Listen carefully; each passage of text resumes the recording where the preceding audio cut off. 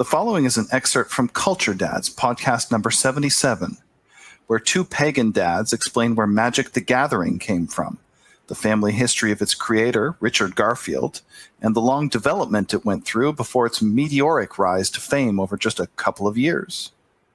With that, let's crack into it.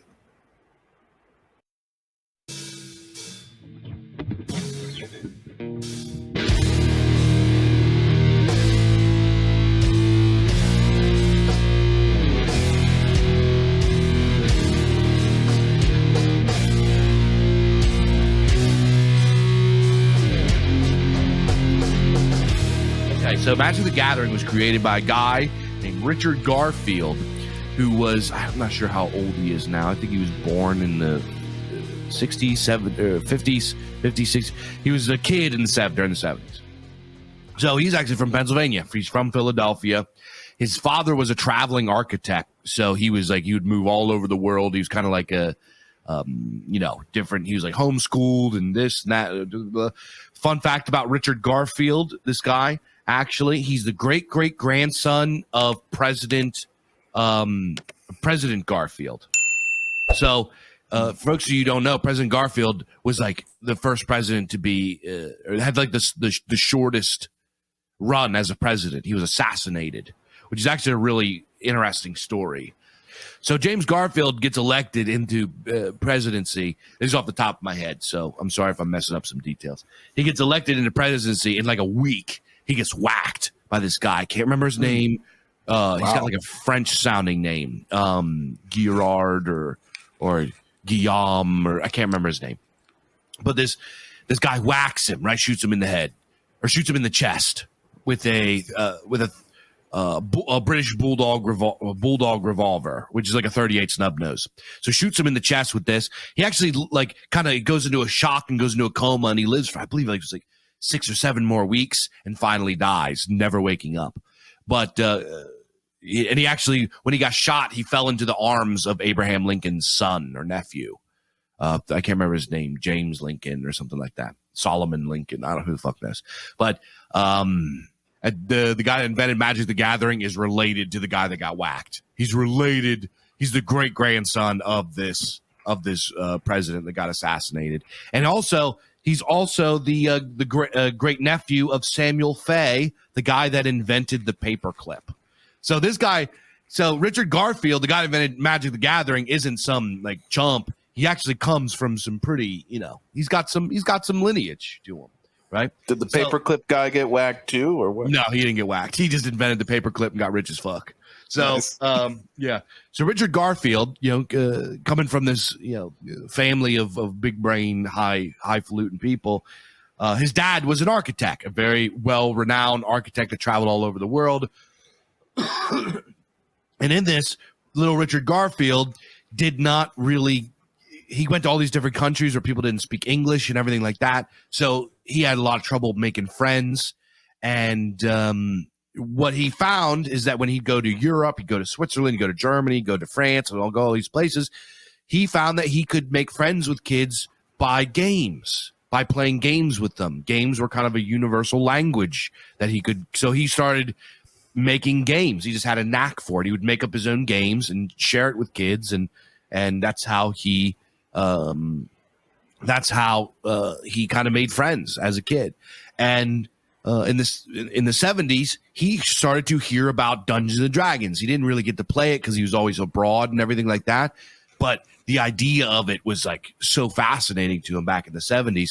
So later on, as he got older, he started to cook up a game. This was like his magnum opus, his first real big game that he started to cook up. It was called Five Magics, right? And nobody knows what the original game was really like. It's probably lost in one of his notebooks somewhere.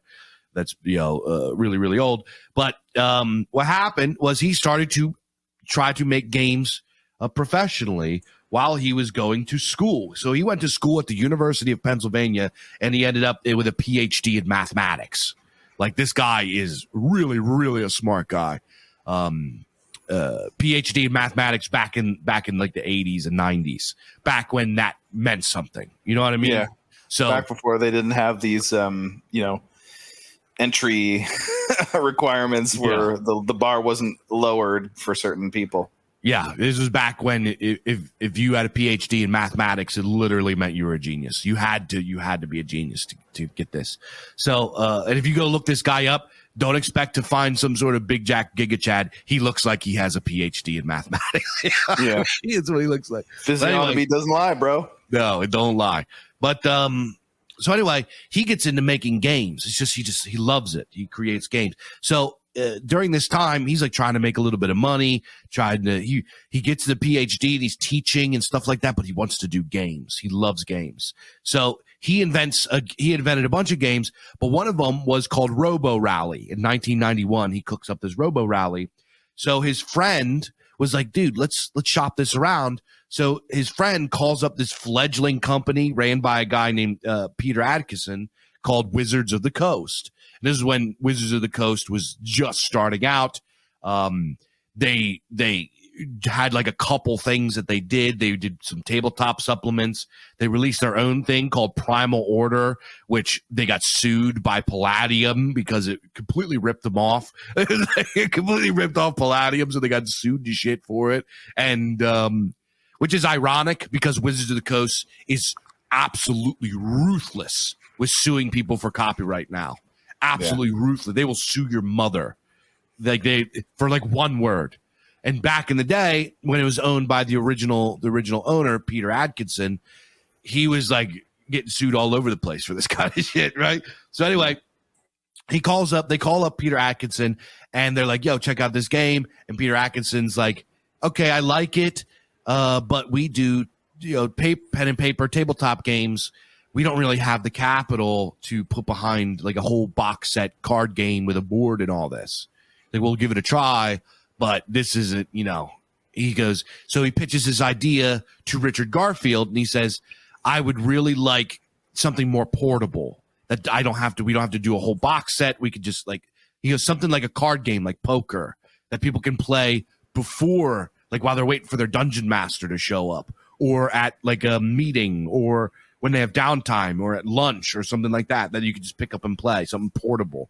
And he says that, something like poker. He said that to Richard Garfield. So Richard Garfield goes home and he pulls out his notes from when he was like a kid about his idea, 5 magics, and he cooks up magic, right? And they actually hated the name at first. Peter Atkinson was like, we can't just call it magic. So they came up with a bunch of goofy names. One of them was called Mana Clash. And then finally they settled on Magic the Gathering, right?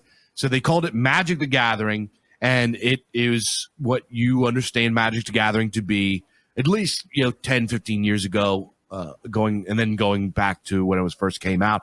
You have 5 colors. You have you kind of play as a wizard, and there's some underpinning of lore where there's like this multiverse of going all these different realms and dimensions, and you're a wizard, and you summon all these monsters and spells from all these dimensions to defeat your opponent in like a wizard battle kind of thing. And it is completely based on strategy, mechanics, and chance. And it was the first real game of this kind. It was nothing like this ever came out before it, and it was completely new.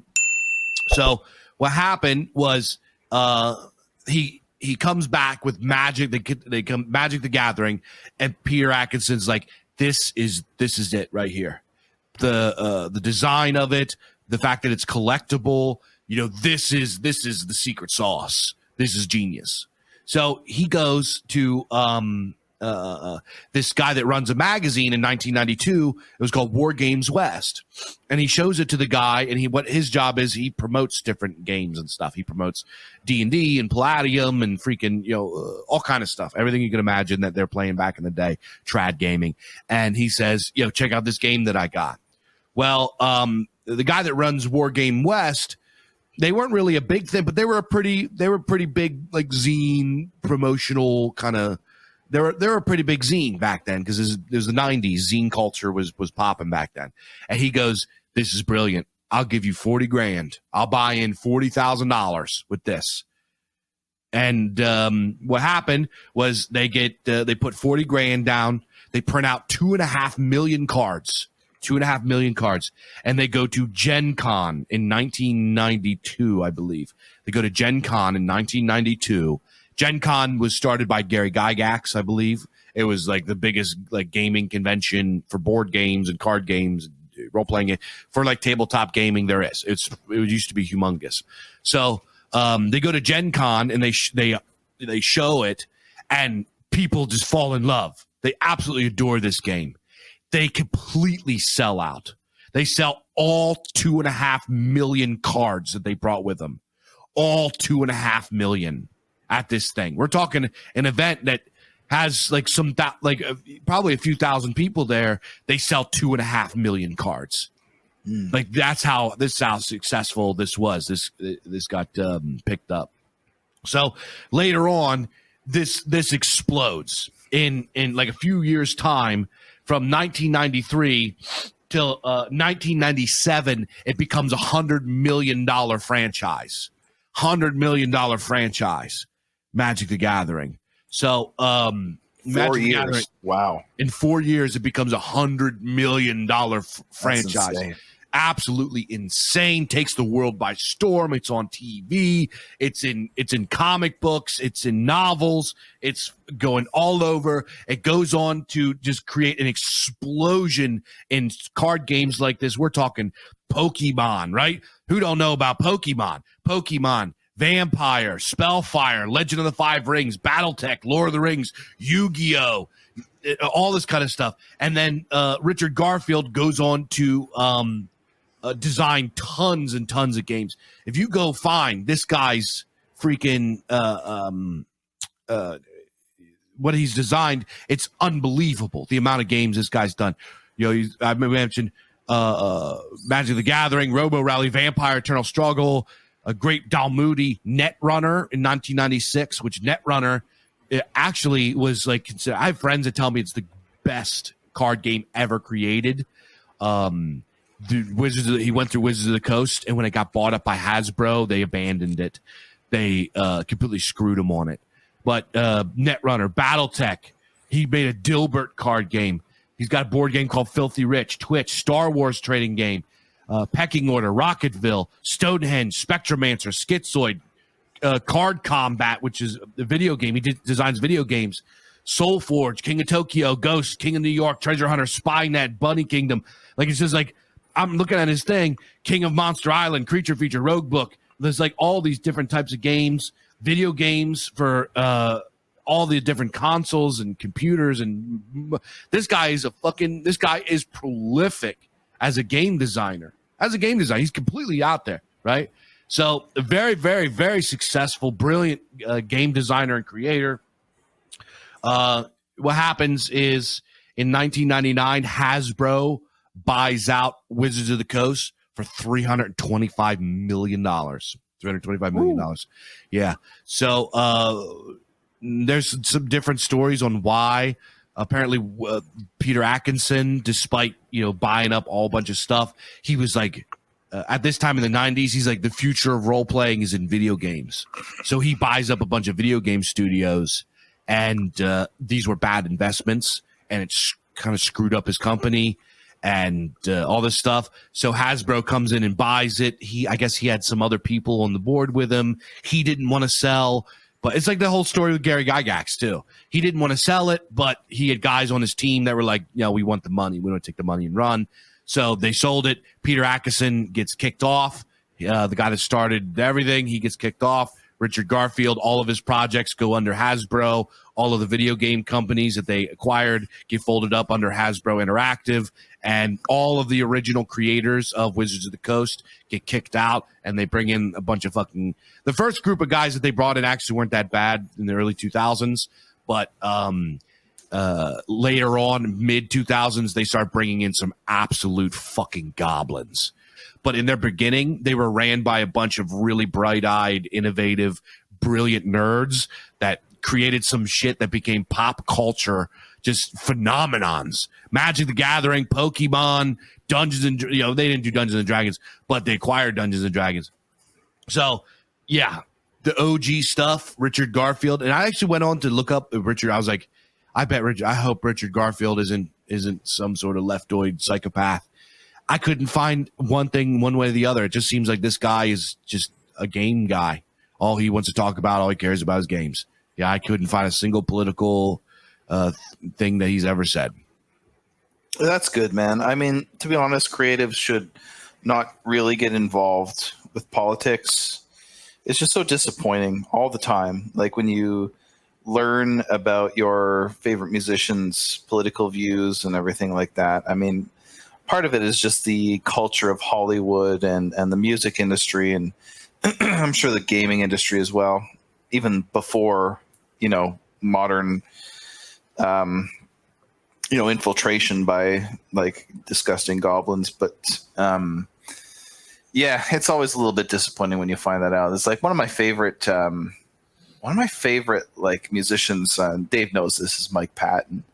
And it's very hard. Like I tried very hard to get a bead on like what Mike Patton's political beliefs are, but there's nothing that I could find, right? Like he just like literally doesn't give a shit or doesn't talk about it. And I think that that's like a model that other people should like follow. Okay, here's a weird thing. This is like the only good thing I'm ever going to say about Britney Spears. There was a interview that was given like when she was kind of a hot commodity back in the early 2000s or whatever. And it was like just after the Iraq war had started or within a year or something like that of it. And she's asked a question that was something like, so what do you think about the war? Like, what do you think about what's going on over there?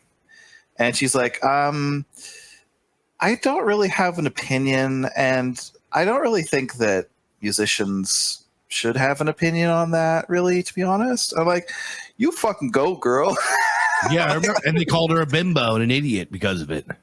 Yeah, exactly. But really, it's like that's actually quite, to have that kind of humility, especially when you're in a position of, in the spotlight that she is like, that's kind of refreshing. Now, obviously, she didn't turn out to be exactly the paragon of wisdom or great judgment, but I'll give her props for that. I think that's pretty good. I think more musicians should follow that trend.